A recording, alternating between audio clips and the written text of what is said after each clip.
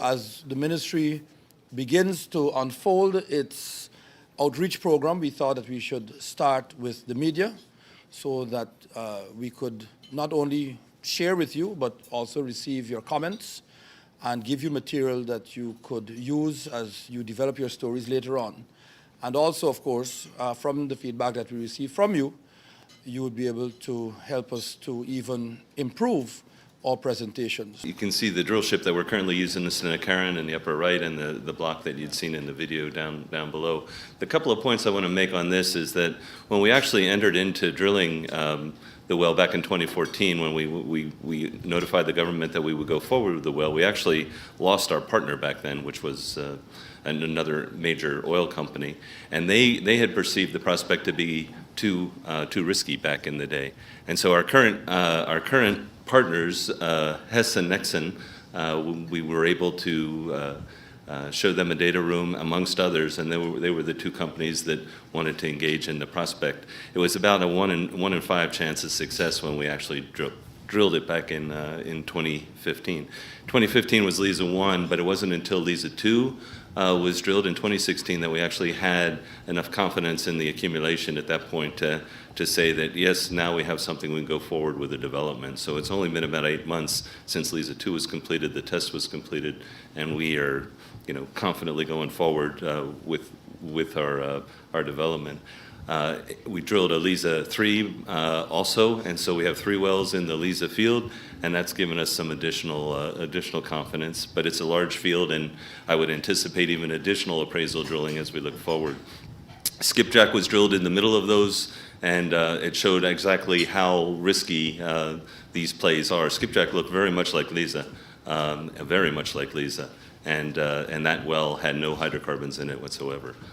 So it just shows that we're in a risky play type, and we continue to learn as we drill, and as we go forward, hopefully we'll be smarter in the choices that we make for drilling targets. We drilled Payara, and that has come out positively. We have 95 feet of pay in Payara, and we're still evaluating the size of Payara, but it's a little distance away from Liza. So the point is today that we have about 1 billion barrels. We say 0.8 to 1.4. There's still a range. As we drill more wells, that range should close. And we're going forward with the development. Next slide, please. So this just is a slide to give you a sense. We saw a lot of this in the video. The FPSOs in the upper right-hand side, we're at 190 kilometers offshore. We're in deep water. The production facility will produce 100,000 barrels a day, and we'll drill 17 wells. But for perspective, the lower right-hand corner here shows the actual dimensions of the development. The kind of X that you see in the bottom part of that map are actually the mooring lines that keep that FPSO in place offshore, and then all the colored lines are the flow lines that are on the bottom of the seafloor. Those blocks are 1 kilometer blocks, and the inset is to scale for the city of Georgetown. So it gives you a sense of how big Georgetown is relative to this development offshore. We've applied for production license, and we've submitted our development plans. We've also awarded a contract to SBM, a very large company that specializes in tanker and FPSO construction. Next slide, please. This is basically what you saw in the video. I won't spend any time in it, but the notion here is that there's 17 wells out here. The oil's produced into manifolds, comes up to the FPSOs, separated oil, water, and gas. Oil's stored in the tanker, and then the water and the gas are reinjected in the reservoir. So next one, please. This is a timeline of where we are today and how we get to first oil in 2020. The FPSO and the SURF, which is all the stuff that's on the bottom, the manifolds, the wellheads, and the umbilicals. You can see the timelines for those. The front-end engineering of that occurs up through the middle of this year. We come to a financial investment decision middle of the year, and then we go forward with spending money at even an accelerated rate for the manufacturing, construction, and procurement of the materials required for the SURF and the FPSO. Also, the development drilling, we're in the process of establishing, you hear about the Stabroek, and that's been plugging along drilling exploration wells, but we'll have an extended contract in the future that'll be required for the drilling of the 17 production wells that are out there out there in the future. And just so you get an idea of the magnitude of the costs here, this is in US dollars, the different pieces, the boat, all the stuff that goes on the bottom, the surf, the actual drilling, total up to about $5 billion US dollars for the total phase 1 project. Just quickly, the way we install a lot of the stuff on the seafloor, the manifolds and the wellhead, the manifolds and the umbilicals, jumpers, all that stuff that's on the seafloor is with some pretty specialized equipment. There's not a lot of these kinds of vessels around the world. They'll be floated in. Those materials will be constructed in a couple of sites in other parts of the world specializing in this kind of construction, and that'll be brought in offshore. Probably not much of that will actually be seen in Georgetown, but a lot of the supply of those equipment and materials will be coming from Georgetown, food, fuel, and other materials. After all that stuff is put on the seafloor, we then put in the mooring lines for the FPSO, float the FPSO out there, and then we hook it all up. And the bottom right shows just a schematic of the FPSO. Next one, please. And then after it's all hooked up, we're producing into the tanker, or into the FPSO. It stores up to 1.6 million barrels. When that gets full enough to offload, we pull up a conventional tanker to it. So just a regular tanker from, that are found all around the world. And then we offload the oil to the tanker, and the tanker goes off to market. And it's held in place by a couple of tugs there. I think the key things here are that facility out there and all that equipment is really high tech, highly instrumented, and is run basically with 60 to 80 people out on that ship, and that's 2 shifts of people out there. So it's not a people-intensive operation for the actual oil production and operations. That's it for that one. The next one is how do you support that? Well, you support it with a shore base, and that tanker needs various supplies. It needs to have crew changes. It needs food, fuel, and just other equipment and materials. And so we do that with kind of the same kinds of support we're using right now for the drill ships. We have helicopter base. We're currently running out of Ogle, and then we'll have supply vessels, which are shown kind of in the upper right there, that'll go back and forth out to the ship for crew changes and for materials and supplies. The lower left-hand picture shows the actual FPSO and potentially 2 drilling ships. Still to be determined whether we go with a 1-ship or 2-ship solution for drilling the wells out there. But most of that support will come from Georgetown. There are some specialty items that don't have a lot of or frequent use that could potentially be supplied from Trinidad. And so above the supply vessels, the helicopters and the tugs, once we're into just a steady state kind of production mode, that's maybe 2 supply vessels, a helicopter or 2, and a few tugs. That's the steady state production mode of this operation. So what are we doing from the local content perspective? A philosophy statement. We've stated this in a number of settings here. It's really our mission to maximize local content in anywhere we operate around the world, and we have many good examples of that. But to give you a sense of what we've done to date, we've spent about $800 million total on the project. That's from inception. That's from the start of the Stabroek Block. And about 150 million US of that has gone to Guyanese companies. Currently, we're about 680. That obviously fluctuates a bit, but it's between 650 and 700 people that will say that they are working on our project, and roughly half of those folks are Guyanese. And we've utilized 177 different Guyanese companies.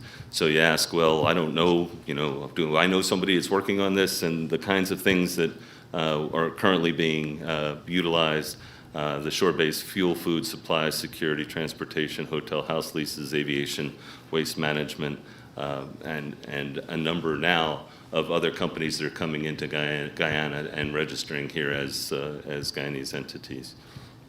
So that's what we're currently doing. That's what the picture looks like, at least end of 2016. When we look forward, the next slide will show you what the LISA plan actually looks like going forward. So that's the same chart that you see in the upper part of the page. That the bar chart or the graph in the bottom is actually the number of people it takes to do all the things that it takes to bring oil on in 2020. And it's broken up in blue and red. The blue is the onshore component, the red is the offshore component. So there's quite a few people that, I don't know if you can read the numbers on there, but you can see where it breaks over to 1,000, right where the peak starts coming up in 2019. When we look at the different pieces of what is going to happen with Liza 1, the first is the installation of facilities. That's more or less that upper part of the peak above this section right in here.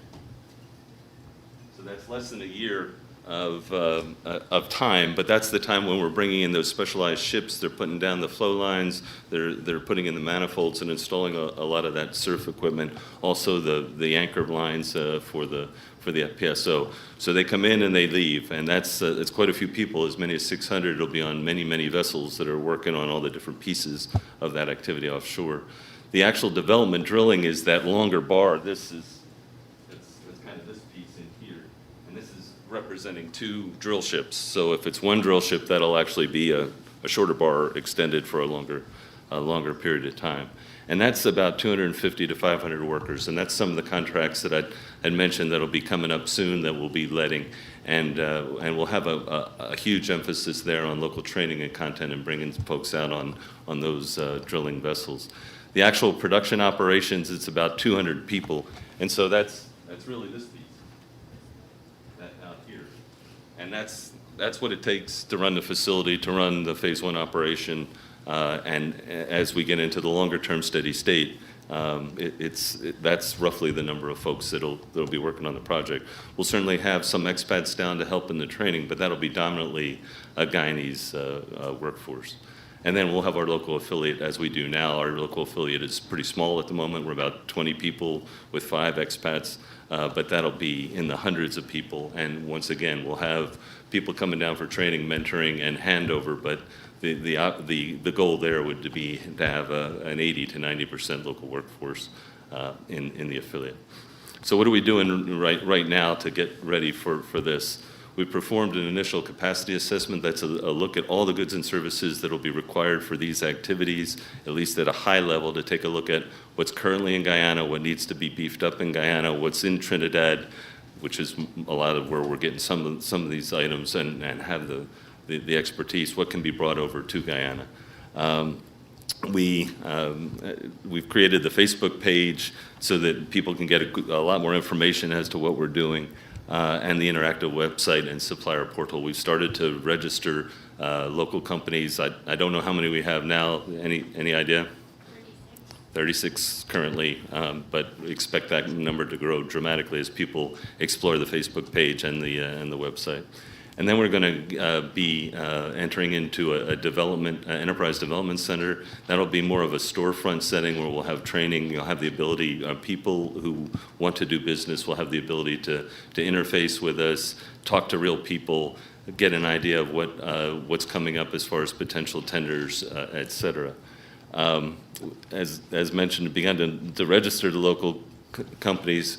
We're now in the process of trying to get notification of the tenders that are upcoming, and you'll start to see that on the contractor portal. That's evolving, and we should be better positioned in the coming weeks to have a lot of that material on there. Yet you have to realize, and I think a lot of people here think ExxonMobil hires everybody, but a lot of these specialized things that we've been talking about, even the drilling, are done by subcontractors. So the big contracts, FPSO with SBM, whoever does all the surf stuff, whoever does the drilling contract, those are the big numbers of people out there, but they are subcontractors to us. And so we work closely with our contractors to work on the local content issues, but it isn't ExxonMobil hiring, because we don't oversee the hiring of all those individuals. They are done through our subcontractors and through the contracts they hold with us.